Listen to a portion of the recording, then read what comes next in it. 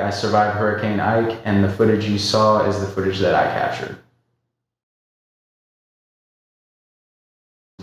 What made me ride out the storm in downtown Houston was I was living in a really crappy apartment off of 1960 and 45, like the Cypress Station area. And I just figured my apartment wasn't going to be able to withstand the winds. So I figured I was better off just packing up all of my valuables and parking them on the 13th floor of a parking garage and just trying to, pardon the pun, weather the storm out in an office building at the restaurant I was working at. My manager actually gave me the key. I was just going to camp out in the parking garage, but my manager actually, once he realized that I was doing that, and he decided that it would be better if he gave me the keys and let me kind of hunker down in the actual restaurant. I think maybe to deter looters and stuff like that if the windows ended up breaking. So it was basically just, it was a better, safer place for me. But on top of that, I wanted to capture the footage, so it just seemed like the best option for me.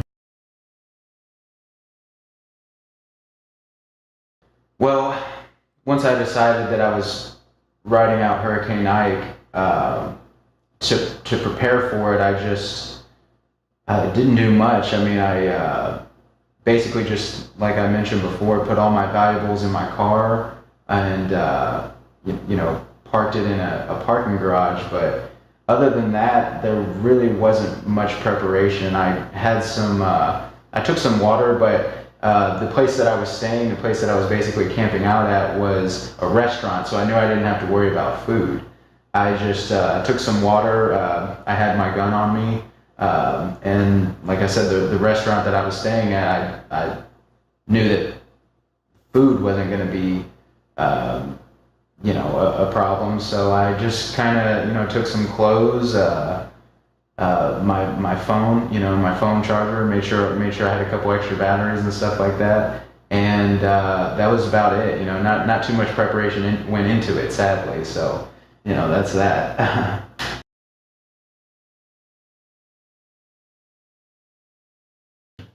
As the storm neared in downtown Houston, it wasn't necessarily as much of a ghost town as I thought it was going to be. There were still cars kind of peppered here and there, just kind of parked on the street, which I thought was weird. Like, who are these people that just left their cars out there? You can see in the video, there's still, a couple of cars out there, and there were still a couple people walking around. I think that some of the people had decided to stay at a hotel, maybe a similar situation that I was in, maybe just more well thought out. But I think, yes, I don't think there was anybody riding out the storm in the manner that I was, just kind of, free balling it and just, whatever happened. I think that a lot of people made arrangements to be in a hotel where they felt they were probably safe. And as far as a police presence, I don't remember there being too many police, too much more of a police presence, but I do remember there being more security guards in the buildings, as in the tunnels, as there were normally. I think that maybe they paid people extra, like the security guards and stuff like that. I think maybe they paid them extra to go ahead and work through the hurricane, which I always thought was funny, because it's like, where are these people's families at? I don't know, but hopefully they paid them at least time and a half. I decided it was time to get to a safe location well, to tell you the truth, I just kind of went to a safe location when I was tired. I felt like I was already safe enough, being that Houston has a series of tunnels and skywalks and all that stuff that you can kind of navigate through. Granted, they're made out of glass, so it's probably not that safe, but I know it's kind of a spoiler for the video, maybe. I didn't really feel like I was in all that much danger throughout the storm. Being that I was just, I tried to play it smart and not find myself in too much of a compromised position. So I kind of just went back to my quote unquote safe spot when I felt like I had caught all the footage I was going to catch. It was, yeah, I mean, in the location that I was at, my car was in a parking garage, but like I mentioned before, I was camped out in an actual restaurant. And the restaurant, while it did have, two of the sides were floor to ceiling windows, which is obviously not a safe place to be in a hurricane. There was an office like toward, in the middle of the building that I could go to if it got too crazy. So, but I didn't spend too much time in there. I actually spent the whole time watching the Karate Kid 3 trilogy. It was on TBS, so I spent a lot of time watching that. And then I was in a restaurant, so I was just kind of, cooking food, and it was actually quite enjoyable. No disrespect to the people that lost their homes and stuff like that. I was pretty much just chilling. So basically when my camera died, or when my battery started to get low, was when I felt like it was a good time to go back to my safe spot. But other than that, there was really nothing specific that made me decide to go to my safe spot.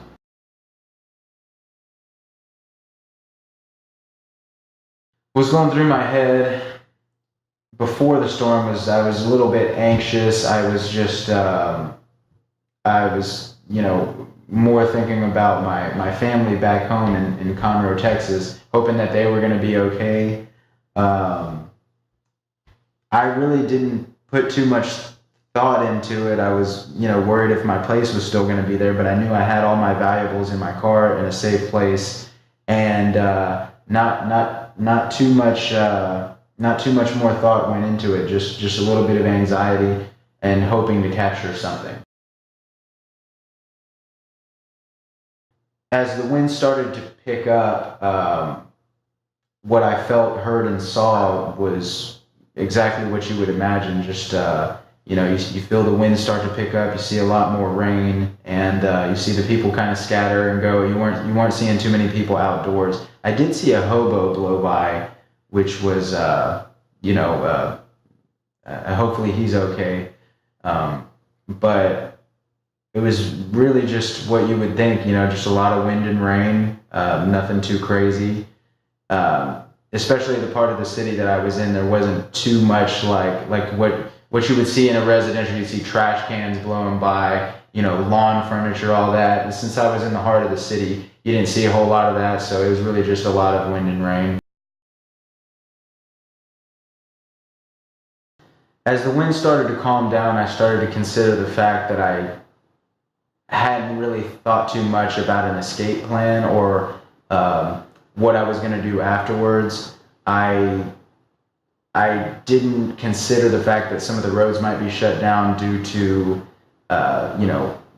fallen power lines, fallen trees, stuff like that, maybe flooding. But after the storm ended, I was like, okay, well, what do I do now? And it basically just boiled down to, I need to get home to make sure my family's safe, back to my hometown, and then everything else after that will just kind of fall into place, hopefully.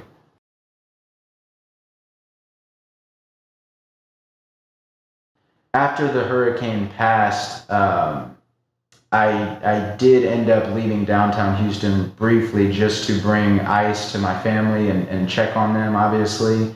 I knew they were without power, but then I ended up coming back to Houston and joining the relief effort, just providing food for like FEMA and stuff like that, rescue workers, refugees and stuff like that. And they actually, it's a whole nother story, but we never actually were able to, we stayed up for a couple days just making food, like sandwich trays and stuff like that.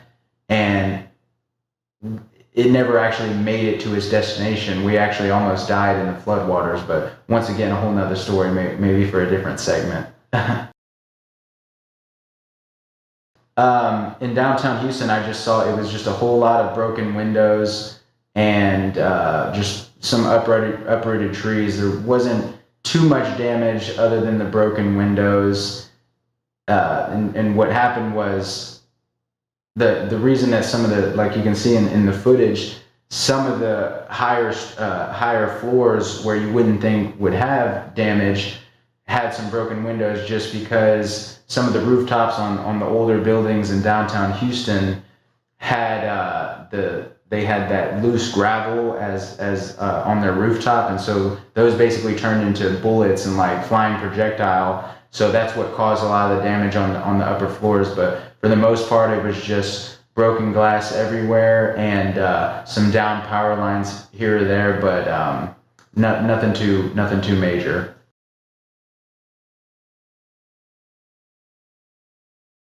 If another storm like Ike were heading this way, I would advise people to go ahead and evacuate if you can, if you know somebody that you can stay with. But if you absolutely cannot, if that's not an option, be prepared. You know, have food, water, fuel, maybe a backup generator, and just try to ride it out like that, as safe as possible. Don't try to capture it like I did. What I did was dumb. It was reckless. If I would say I would go back and change it, but since everything turned out all right, I think I would, I think I'm fine with the way things played out, but I wouldn't recommend it to anybody else. It could have ended badly.